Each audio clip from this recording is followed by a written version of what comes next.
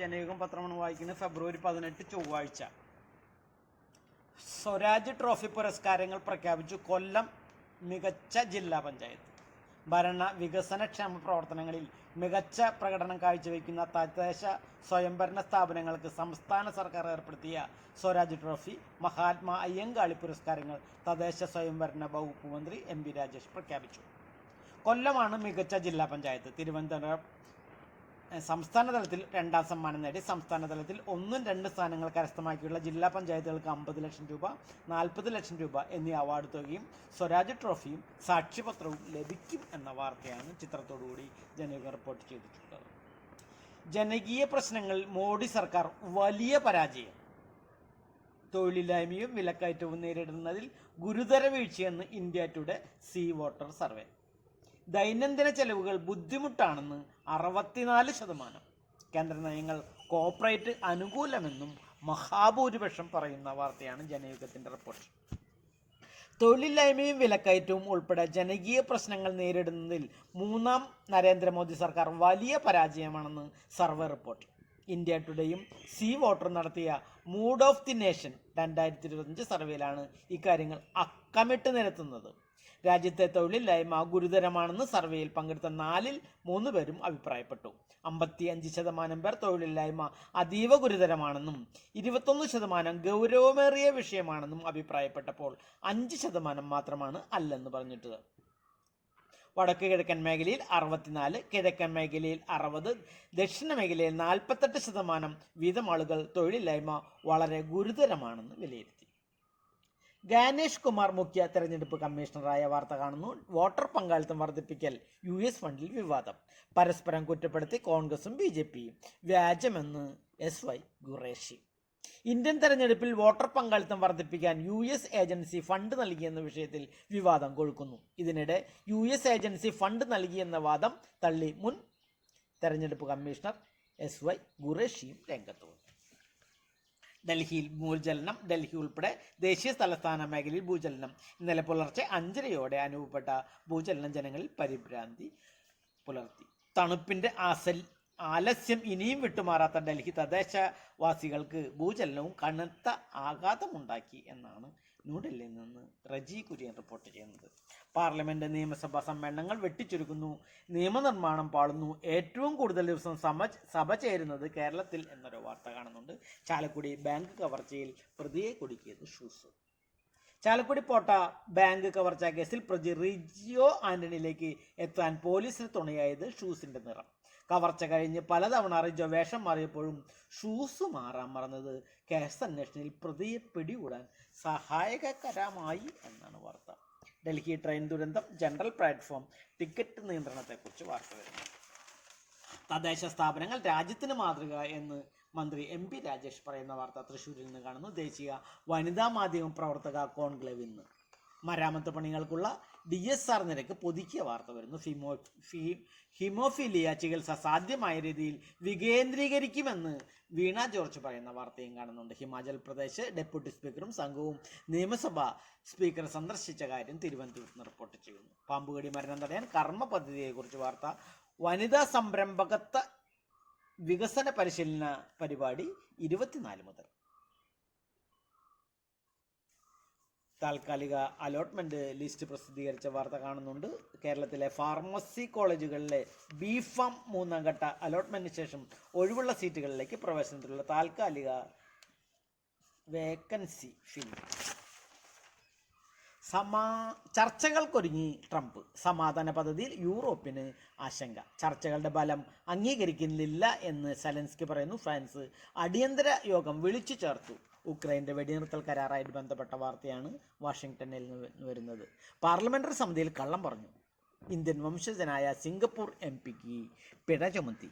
Parliamentary സമിതിക്ക് മുമ്പാതെ കള്ളം പറഞ്ഞതിന് ഇന്ത്യൻ വംശജനായ സിംഗപ്പൂർ പ്രതിപക്ഷ നേതാവിന് പിഴ ചുമത്തി. 14,000 സിംഗപ്പൂർ ഡോളറാണ് കോടതി പിഴ ചുമത്തിയത്. ഭരണഘടന പ്രകാരം സിറ്റിംഗ് MP 1 വർഷം തടവോ 10,000 സിംഗപ്പൂർ ഡോളർ പിഴയോ ലഭിച്ചാൽ സ്ഥാനം നഷ്ടപ്പെടുകയും തെരഞ്ഞെടുപ്പിൽ മത്സരിക്കുന്നതിന് അയോഗ്യനാക്കപ്പെടുകയും ചെയ്യും എന്നാണ് വാർത്ത. ജർമ്മൻ പാർലമെന്റ് തിരഞ്ഞെടുപ്പിൽ കേരളത്തിൽ നിന്നും തപാൽ വോട്ട്. ജർമ്മൻ പാർലമെന്ററായ ബുണ്ടാഗസ്റ്റാറ്റിലേക്ക് നടക്കുന്ന തെരഞ്ഞെടുപ്പിൽ ദൈവത്തിൻ്റെ സ്വന്തം നാട്ടിൽ നിന്ന് വോട്ട് ചെയ്യാൻ സാധിച്ച സന്തോഷത്തിലാണ് ജർമ്മൻ പൗരന്മാരായ 4 പേർ. അടുത്ത പേജിലേക്ക് പോകാം. അന്ധവിശ്വാസവും സുരേന്ദ്രൻ കുന്നത്തൂർ എഴുതിയ ഒരു ലേഖനം 6-ാം പേജിന് സമ്പന്നമാക്കുന്നുണ്ട്. അന്ധവിശ്വാസ നിരോധന നിയമം വേണമെന്ന ആവശ്യത്തിന് വർഷങ്ങളുടെ പഴക്കമുണ്ട്. പുരോഗമന കാഴ്ചപ്പാടുള്ള ഇടതുപക്ഷ സർക്കാർ പോലും അത് വൈകിക്കുന്നതിന് ന്യായീകരണമില്ല. പക്ഷേ നിയമത്തേക്കാൾ ആവശ്യം അടിസ്ഥാനപരമായി പുരോഗമന ചിന്ത വളർത്താനുള്ള സമൂലമാറ്റം കേരളത്തിൽ ഉണ്ടാകണമെന്നതാണ് സത്യം എന്ന് പറഞ്ഞുകൊണ്ടാണ് സുരേന്ദ്രൻ്റെ കത്ത്. തെരഞ്ഞെടുപ്പിലെ ഇടപെടലിനെക്കുറിച്ച് വസ്തുതകൾ പുറത്തു കൊണ്ടുവരണം. ജനകീയ മുഖപ്രസംഗത്തിലൂടെ നമ്മോട് പറയുന്നതാണ്. നേരത്തെയും തെരഞ്ഞെടുപ്പ് പ്രക്രിയ സംബന്ധിച്ച് സംശയങ്ങൾ ഉന്നയിക്കപ്പെട്ടിരുന്നുവെങ്കിലും വ്യാപകവും ആശങ്കാജനകവുമായത് BJPയുടെ ആദ്യ വിജയവും ഡൽഹിയിലെ അധികാരാരോഹണങ്ങളും ഉണ്ടായതിനു ശേഷമായിരുന്നുവെന്നതും ഇവിടെ പ്രസക്തമാണ്. തെരഞ്ഞെടുപ്പുകളിൽ സുതാര്യമില്ലായ്മയും ക്രമക്കേടുകളും സംബന്ധിച്ച് ഏറ്റവും അധികം പരാതികൾ ഉണ്ടായത് BJP ഭരണകാലയളവിലായിരുന്നു എന്ന വസ്തുതയാണ് ജനകം ചൂണ്ടിക്കാണിക്കുന്നത്. ഡൽഹിക്ക് ശേഷം ബീഹാർ. മാറുന്ന രാഷ്ട്രീയം. നിയമസഭാ ബലം വന്നതോടെ പാട്നയിൽ രാഷ്ട്രീയം ചൂടുപിടിക്കുകയാണ്. ഡൽഹി നിയമസഭാ ബലം വന്നതോടെ പാട്നയിൽ രാഷ്ട്രീയം ചൂടുപിടിക്കുകയാണ്. സംസ്ഥാനത്തെ നിരവധി ദേശീയ ജനാധിപത്യ സഖ്യ നേതാക്കളും ദേശീയ നേതാക്കളും ബീഹാറാണ് തങ്ങൾ സർക്കാർ രൂപീകരിക്കുന്ന അടുത്ത സംസ്ഥാനമെന്ന് ആത്മവിശ്വാസത്തോടെ അവകാശപ്പെടുന്നു. കേന്ദ്രമന്ത്രിയും ഹിന്ദുസ്ഥാനി അവാം മോർച്ച സ്ഥാപകനുമായ ജിതൻ റാം മാഞ്ചി സമൂഹ മാധ്യമമായ എക്സിൽ ഒരു സന്ദേശം പോസ്റ്റ് ചെയ്തിരുന്നു. ഡൽഹി ട്രെയിലറാണെന്നും ബീഹാർ വരാനിരിക്കുന്നതേ ഉള്ളൂവെന്നും അവകാശപ്പെട്ടുകൊണ്ട്. DKMന്റെ സെക്രട്ടേറിയറ്റ് മാർച്ച് നാളെ നടക്കും. ഇൻവെസ്റ്റ് കേരള ഗ്ലോബൽ ഉച്ചകോടിക്ക് ഒരുക്കങ്ങൾ പൂർത്തിയാകുന്നു. ഗ്ലോബൽ മീറ്റ് ശ്രദ്ധാകേന്ദ്രമാകാൻ AI റോബോട്ടിക്സ്.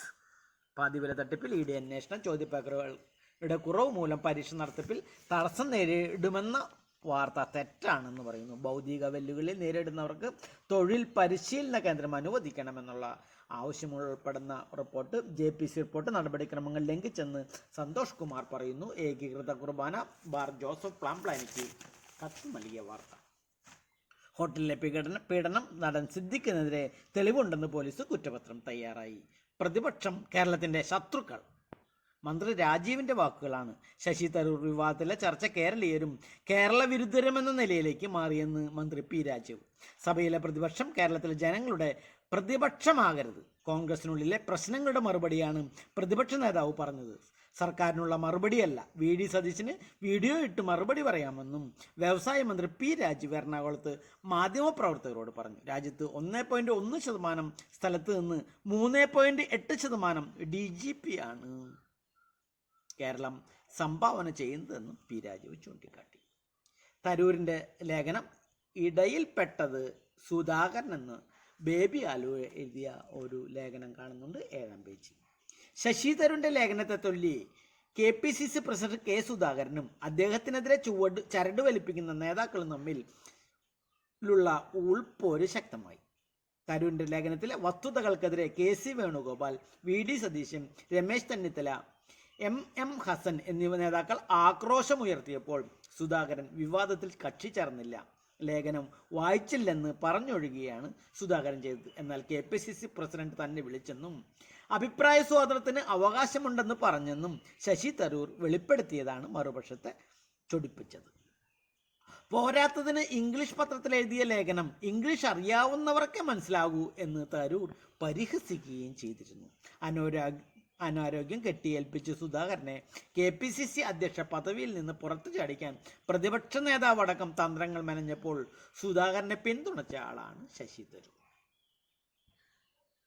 മുൻകൂർ ജാമ്യ ഹർജി PC ജോർജിന് കോടതിയുടെ വിമർശനം. മുറിവേറ്റ ആനകളെ പിടികൂടാൻ കുങ്കി ആനകളെ എത്തിച്ചതായ വാർത്ത വരുന്നു കാലടിയിൽ നിന്ന്. ക്ഷേത്രോത്സവത്തിനിടെ ആനയിടഞ്ഞ അപകടം മരിച്ചവരുടെ കുടുംബത്തിന് നഷ്ടപരിഹാരം നൽകിയ വാർത്ത. പടക്കം പൊട്ടിച്ചത് ആനകളെ നിർത്തി എന്തിന് എന്നാണ് ചോദ്യം ചോദിക്കുന്നത് ഹൈക്കോടതി. ബീഹാറിലെ ജാതി സെൻസസ് ആധികാരികമല്ല എന്ന് വിവരാവകാശ രേഖ പറയുന്നു. പെരുന്നാട് യുവാവ് കുത്തേറ്റ് മരിച്ച സംഭവം 8 പ്രതികളെ പിടികൂടി. കുംഭമേള യാത്രക്കിടെ റോഡിൽ പൊരിഞ്ഞത് 49 ജീവനുകൾ. മതിയായ സൗകര്യങ്ങളില്ലെന്ന് ആരോപണം. US നാടുകടത്തൽ ദുരിതക്കയത്തിൽപ്പെട്ട് യുവാക്കൾ. സ്വപ്നങ്ങളും ആഗ്രഹങ്ങളും പാതി വഴിയിൽ ഉപേക്ഷിക്കപ്പെട്ട് നിരവധി ഇന്ത്യക്കാരാണ് US-ൽ നിന്നും സ്വന്തം രാജ്യത്തേക്ക് കഴിഞ്ഞ ദിവസം നാടുകടത്തപ്പെട്ടത്. ജീവിതത്തിലെ ഒരിക്കലും ഓർക്കാൻ ഇഷ്ടപ്പെടാത്ത കഥകളാണ് ഏജന്റുമാരാൽ കബളിപ്പിക്കപ്പെട്ട് അമേരിക്കൻ ജയിലിൽ കഴിയേണ്ടി വന്ന അമൃത്സർ സ്വദേശി മൻദീപ് സിംഗിന് പറയാനുള്ളത് എന്ന് പറയുന്നത്. വാർത്ത തുടരുകയാണ്. നേപ്പാൾ വിദ്യാർത്ഥിയുടെ ആത്മഹത്യ നയതന്ത്ര പ്രതിസന്ധിയിലേക്ക് എന്ന് പറഞ്ഞു ഭുവനേശ്വറിനുണ്ട്. ഡൽഹി മുഖ്യമന്ത്രിയുടെ സത്യപ്രതിജ്ഞ വ്യാഴാഴ്ച. തീരുമാനം വൈകുന്നു. ചർച്ചകളിൽ അനൈക്യം തുടങ്ങിയ വാർത്തകൾ കാണുന്നു. വിദേശ വനിതയെ കൊലപ്പെടുത്തിയ കേസ്. ഗോവ സ്വദേശിക്ക് ജീവപര്യന്തം. ബീഹാറിൽ സാമുദായിക കലാപം. ഇന്റർനെറ്റ് നിരോധിച്ച വാർത്ത വരുന്നു. ആരാധനാലയ നിയമങ്ങൾ പുതിയ ഹർജികൾ തള്ളിയ വാർത്ത. ഹിമാചൽ പ്രദേശിലെ 45% പ്രദേശങ്ങളും പ്രകൃതി ദുരന്ത ഭീഷണിയിൽ എന്ന് പറഞ്ഞുകൊണ്ട് മറ്റൊരു വാർത്ത. സുനിതയെ കാത്ത് ഭൂമി. ഭൂമിയിൽ നിന്നും 400 കിലോമീറ്റർ അകലെയുള്ള രാജ്യാന്തര ബഹിരാകാശ നിലയത്തിൽ നിന്ന് മാർച്ചിൽ നാട്ടിലേക്ക് മടങ്ങാനുള്ള തയ്യാറെടുപ്പിലാണ് സുനിത.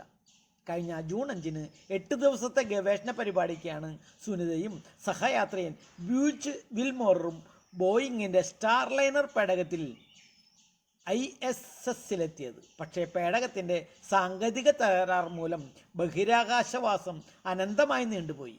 ജനുവരി 5-ന് ബഹിരാകാശ നിലയത്തിലെ താമസം 8 മാസം പിന്നിട്ടു. ഈ ദൗത്യത്തിൽ ജീവിതം ആഘോഷിക്കുകയാണ് 59-കാരിയായ സുനിത വില്യംസ്. ചിത്രത്തോടുകൂടിയുള്ള വാർത്തയാണ് TK അനിൽകുമാർ എഴുതിയിരിക്കുന്നത്. ഫ്ലോറിഡയിലെ വിക്ഷേപണത്തറയിൽ നിന്നും സുനിതയെയും വഹിച്ചുകൊണ്ടുള്ള ബഹിരാകാശ പേടകം ഉയർന്നു പൊങ്ങിയപ്പോൾ ലോകമെങ്ങും ആകാംക്ഷ തളം കെട്ടി. എന്നാൽ 3ാമത്തെ ബഹിരാകാശ യാത്ര ആഘോഷമാക്കാൻ ഒരുങ്ങിയ സുനിത വില്യംസിന് അത് വീട്ടിലേക്കുള്ള മടക്കയാത്ര പോലെയായിരുന്നു. പാട്ടും കളിയും പിറന്നാളോ ആഘോഷവുമൊക്കെയായി ബഹിരാകാശ ജീവിതം ആഘോഷിക്കുകയാണ് സുനിത എന്ന വില്യംസ് എന്ന സഞ്ചാരി. ഏറ്റവും കൂടുതൽ സമയം ബഹിരാകാശത്ത് നടന്ന വനിത എന്ന റെക്കോർഡും സുനിത ഇപ്പോൾ സ്വന്തമാക്കി എന്നാണ് കാണുന്നത്. ശ്രീലങ്ക എന്ന മരതക ദ്വീപിനെ കുറിച്ച് എഴുതിയ മറ്റൊരു ലേഖനവും ഈ പേജിനെ സമ്പന്നമാക്കുന്നുണ്ട്. കായിക വിദ്യാഭ്യാസം കാലഘട്ടത്തിൻ്റെ ആവശ്യമെന്ന് മന്ത്രി പറയുന്നു. കുന്നംകുളം പ്രാക്ടീസ് ഗ്രൗണ്ട് ഉദ്ഘാടനം ചെയ്ത വാർത്തയും ഒപ്പം ചേർത്തിട്ടുണ്ട്. രാഷ്ട്രീയ പാർട്ടികളുടെ വരുമാനം 75% BJP. 4340.47 കോടി രൂപ എന്നാണ് വാർത്ത.